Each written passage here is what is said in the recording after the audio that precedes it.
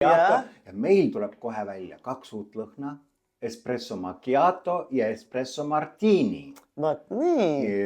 Ütleme, see macchiato on siis ikkagi meil natukene, on meil ikkagi selle meie võiduloo järgi inspireerituna. Et mis sa arvad, kumba, kas martinit või macchiatot? Proovida praegu, no ma prooviks mõlemad. Prooviks mõlemad. Nii, see on siis espresso macchiato ja siin on seda espressot ja on natukene seda Tommy Cashiliku tätoveeringu tindi lõhna ja macchiato. Väga mõnus.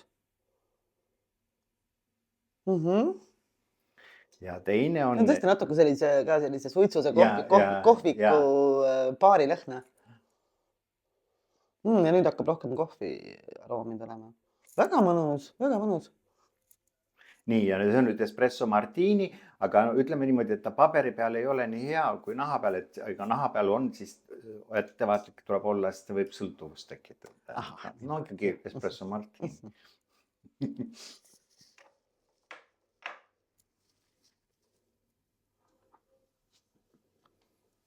Jaa, siin tuleb ka kohe kohvi lõhna välja.